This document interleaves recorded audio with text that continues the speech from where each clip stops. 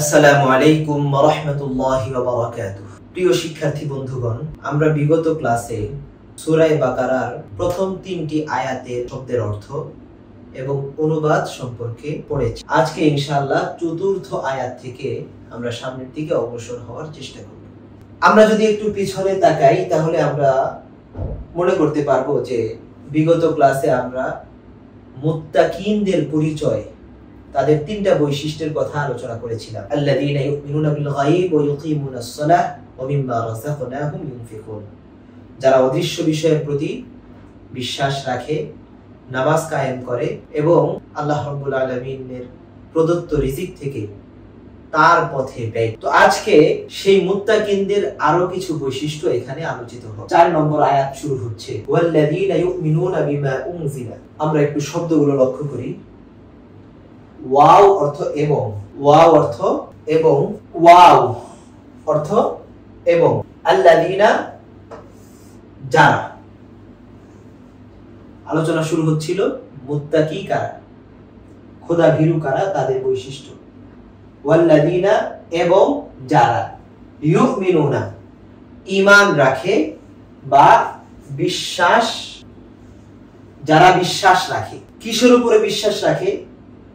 বিমা উনজিলা, ওই বিষয়ের উপরে, বি ওই বিষয়ের উপরে, মা যা কিছু, উনজিলা অবতীর্ণ করা হয়েছে। কার প্রতি অবতীর্ণ করা হয়েছে সামনে আসতেছে। বিমা উনজিলা ইলাইকা, যা কিছু তোমার প্রতি বা আপনার প্রতি অবতীর্ণ করা হয়েছে। ইলাইকা মানে আপনার প্রতি। ইলাইকা শব্দের অর্থ হচ্ছে আপনার প্রতি। আগে গিয়েছে উনজিলা, উনজিলা মানে যা কিছু অবতীর্ণ করা হয়েছে, নাজিল করা হয়েছে।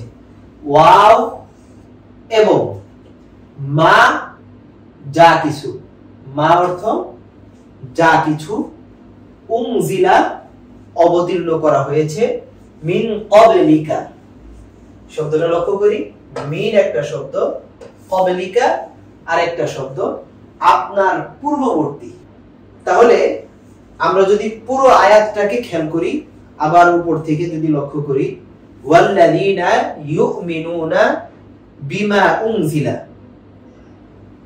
আমি আশা করব আপনারা আপনাদের সামনে এই কালার কোড বাংলা তরজমা সহ কালার কোড কোরআন এটা খুলে নেবেন, কারণ বোর্ডে দেখানোর সময় একটা অক্ষর, একটা শব্দ বড় করে দেখাতে গেলে পুরো আয়াতটা আমাদের সামনে থাকে না। তো এজন্য আমাদের সামনে যদি কোরআনের একটা কপি থাকে এবং সেটা খোলা থাকে, তাহলে আশা করা যায় যে বুঝতে আরো বেশি সহজ হবে। তো আমরা এই আয়াতটার দিকে আবার লক্ষ্য করি, ওয়াল্লাযীনা এবং যারা, ইউমিনুনা ঈমান রাখে, বিশ্বাস রাখে, বিমা উনজিলা যা কিছু অবতীর্ণ করা হয়েছে, ইলাইকা আপনার প্রতি, ওয়া মা উনজিলা মিন ক্বাবলিক এবং যা কিছু আপনার পূর্বে অবতীর্ণ করা হয়েছে, অর্থাৎ পূর্ববর্তী নবীদের প্রতি বিশ্বাস রাখে। তাহলে এটা হচ্ছে মুত্তাকিদের চতুর্থ বৈশিষ্ট্য। অর্থাৎ আল্লাহর রাসূল সাল্লাল্লাহু আলাইহি ওয়াসাল্লামকে লক্ষ্য করে বলা হচ্ছে আপনার প্রতি যা কিছু অবতীর্ণ করা হয়েছে ওয়াহি, এবং আপনার পূর্ববর্তী নবীদের প্রতি যেই ওয়াহি অবতীর্ণ করা হয়েছে সেই ওহির প্রতি যারা বিশ্বাস রাখে, ঈমান রাখে। এরপর আরেকটা ঈমানের ব্যাপার, ওয়াবিল আখিরাতি। ওয়াও এবং বিল আখিরাতি, আখিরাতের প্রতি। আখিরাত মানে হচ্ছে পরকাল। মুসলমানদের গুরুত্বপূর্ণ একটা বিশ্বাস হচ্ছে যে আমরা দুনিয়াতে বসবাস করছি, দুনিয়াতে যে জীবন আমরা লাভ করছি এই জীবন ক্ষণস্থায়ী, এবং আমরা জানি না এই জীবন আমরা কতদিন পর্যন্ত উপভোগ করতে পারবো। তো কিন্তু সবাই এটা জানি যে এই জীবন একদিন অবশ্যই অবশ্যই শেষ হয়ে যাবে। তো এই জীবনটা শেষ হয়ে যাওয়ার পর, মৃত্যুর পর পুনরায় আমরা জীবিত হব, আমাদের আরেকটা জগৎ আসবে, সেই জগতের নাম হচ্ছে আখিরাত। বলা হচ্ছে ওয়াবিল আখিরাতি হুম, এবং তারা আখিরাতের প্রতিও ইউকিনুন। ইউকিনুন শব্দের অর্থ হচ্ছে বিশ্বাস রাখে, মন থেকে আখিরাতকে তারা বিশ্বাস করে। এবারে আমরা আমাদের বাংলা তরজমা এবং কালার কোড যে কোরআন আমাদের সামনে আছে সেটার অনুবাদটা আমরা একটু লক্ষ্য করব। আয়াতটা 2 পৃষ্ঠায় চলে গেছে। এবং যারা ঈমান আনে আপনার প্রতি নাজিল করা হয়েছে তাতে। এই আপনার দ্বারা উদ্দেশ্য হচ্ছে আমাদের নবী হযরত মুহাম্মদ মুস্তাফা সাল্লাল্লাহু আলাইহি ওয়াসাল্লাম, অর্থাৎ আমাদের নবীর প্রতি যা কিছু অবতীর্ণ করা হয়েছে সেটার উপর বিশ্বাস রাখে এবং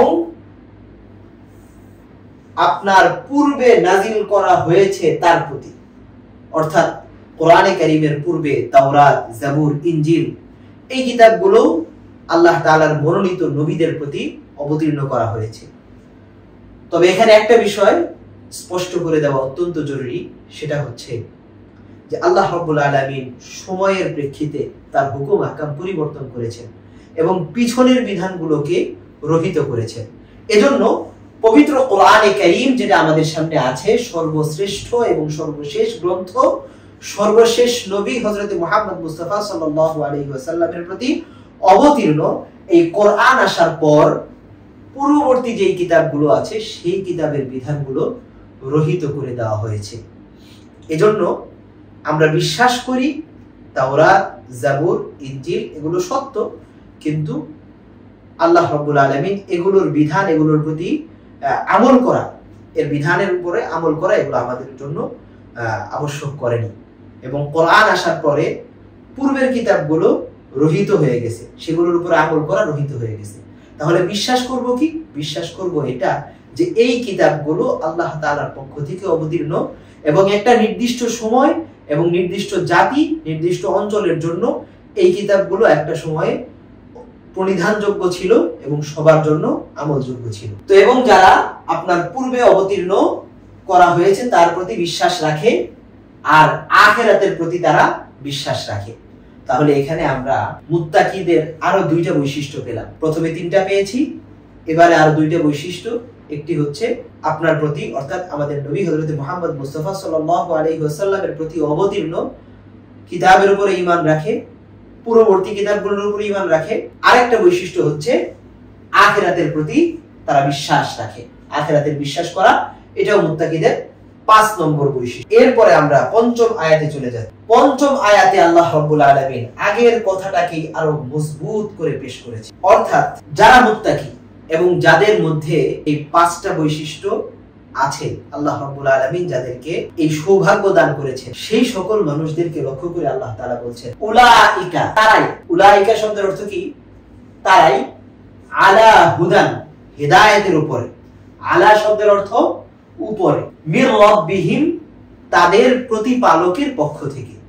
মিন অর্থ থেকে, রব প্রতিপালক, হিম তাদের। তাহলে পুরোটা মিলে অর্থ হবে উলাইকা আলা হুদাম মির রাব্বিহিম, তারা তাদের প্রতিপালকের পক্ষ থেকে যে হিদায়াত আছে সেই হিদায়াতের উপরেই তারা আছে। ওয়া উলাইকা, এবং তারাই হুমুল মুফলিহুন, এবং তারাই মূলত সফলকাম। মুফলিহুন শব্দের অর্থ হচ্ছে সফলকাম। তাহলে এখানে আল্লাহ রাব্বুল আলামিন আমাদেরকে যে বিষয়টি জানালেন, পুরো বিষয়টা আমরা যদি গত ক্লাস সহ মিলিয়ে বোঝার চেষ্টা করি তাহলে এই কোরআন মুত্তাকিদের জন্য হিদায়াত, পথ প্রদর্শক, সাথে সাথে মুত্তাকিদের কিছু বৈশিষ্ট্য আলোচনা করা হয়েছে এবং এই বৈশিষ্ট্যের যারা ধারক, যাদেরকে আল্লাহ রাব্বুল আলামিন এই বৈশিষ্ট্যের অধিকারী করেছেন, তাদের ব্যাপারে আল্লাহ রাব্বুল আলামিন নিজে বলছেন তারা তাদের রবের পক্ষ থেকে হিদায়াতের উপর রয়েছে। তারা তাদের রবের পক্ষ থেকে হিদায়াতের উপর রয়েছেন এবং তারাই সফলকাম। তাহলে সফলতার মাপকাঠি হচ্ছে হিদায়াতের উপরে থাকা এবং আল্লাহ রাব্বুল আলামিন যে হিদায়াতের বার্তা আমাদের কাছে পৌঁছেছেন সেই হিদায়াতকে মনে প্রাণে গ্রহণ করা এবং সেটার উপরেই নিজেদের জীবনকে বাস্তবায়িত করা এবং এর উপরেই টিকে থাকার জন্য সংগ্রাম করা। আল্লাহ রাব্বুল আলামিন আমাদের সবাইকে হিদায়াতের উপরে অটল অবিচল থাকার তৌফিক দান করেন। ওয়া মা আলাইনা ইল্লাল বালাগ। ওয়াসসালামু আলাইকুম ওয়া রাহমাতুল্লাহি ওয়া বারাকাতুহু।